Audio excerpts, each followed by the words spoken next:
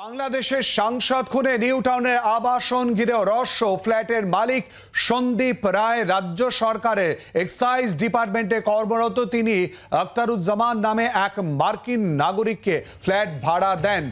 মালিক ভাড়াটিয়া কার যোগসূত্রে সাংসদকে ফ্ল্যাটে আনে খুনিরা? উত্তর খুঁজছে এই পুরো বিষয় নিয়ে তদন্তকারীরা। আর এই সাংসদ খুনের ঘটনায় ইতিমধ্যেই পরতে পরতে রহস্যের জায়গা কোথায় সেদিকে আমরা একটুখানি নজর দিয়ে নেব। মূলত কোথায় প্রশ্ন, কোথায় রহস্য? বাংলাদেশের সাংসদ খুন কাণ্ডে পরতে পরতে রহস্য, আর কোথায় সেই রহস্যগুলো রয়েছে, কোথায় বা প্রশ্ন, সেদিকে আমরা নজর রাখছি। পরপর তথ্য তুলে ধরছি। কলকাতায় চিকিৎসা করাতে এনে খুন আনোয়ারুল আজিমকে, এবং অর্থাৎ আনারকে যে খুন করা হলো, এই ঘটনায় ইতিমধ্যেই রহস্য।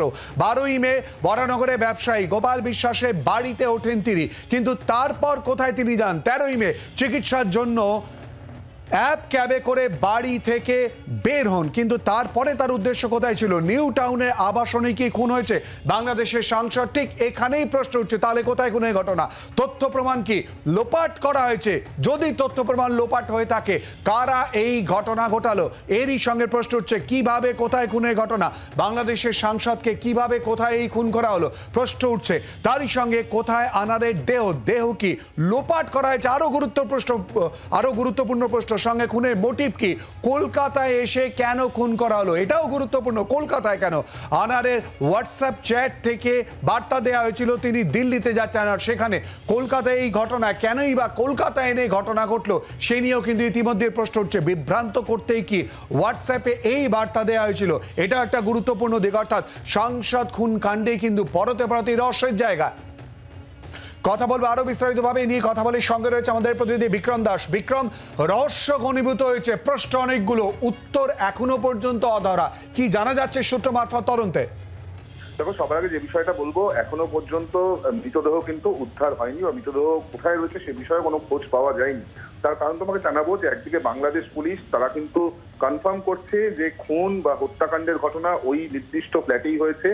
পুলিশ আধিকারিকরা তারাও কার্যত নিশ্চিত যে অপরাধ ওখানেই সংগঠিত করা হয়েছে, কিন্তু তারপরে মৃতদেহ সেটা কোথায় গেল সেই নিয়ে কিন্তু এখনো একটা বড়সড় প্রশ্ন। এখানেই জানিয়ে রাখবো যে 13 তারিখ শেষ ট্রেস করা গিয়েছিল এই ফ্ল্যাটে ওই বাংলাদেশের সাংসদকে প্রবেশ করতে।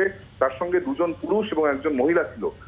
15 তারিখ, 16 তারিখ এবং 17 তারিখ ধাপে ধাপে এই তিনজন, অর্থাৎ যেই দুজন পুরুষ এবং একজন মহিলা, তারা কিন্তু ওই ফ্ল্যাট থেকে বেরিয়ে যায়। সিসিটিভিতে এমনটাই দেখা যাচ্ছে। কিন্তু বাংলাদেশের এমপি তাকে ঢুকতে দেখা গিয়েছিল ওই ফ্ল্যাটে, কিন্তু তাকে বেরোতে আর দেখা যায়নি, যেটা মনে করা হচ্ছে যে অপরাধ সংগঠিত করার পর সেখান থেকেই তথ্য প্রমাণ লোপাট করা হয়েছে।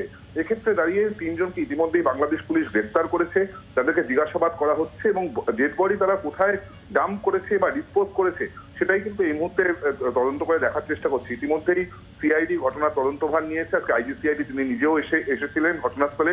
ফরেন্সিক বিশেষজ্ঞদেরকে দিয়ে বেশ কিছু নমুনা তারা সংগ্রহ করেছেন ঘটনাস্থল থেকে, এবং তার পরবর্তী ক্ষেত্রে সিসিটিভির ফুটেজের যে ট্রেল, সেই ট্রেল দেখে তারা বোঝার চেষ্টা করছেন যে এই তিনজন ওই ফ্ল্যাট থেকে বেরিয়ে ঠিক কোথায় কোথায় গিয়েছিলেন এবং তাদের সঙ্গে ঠিক কি কি ছিল।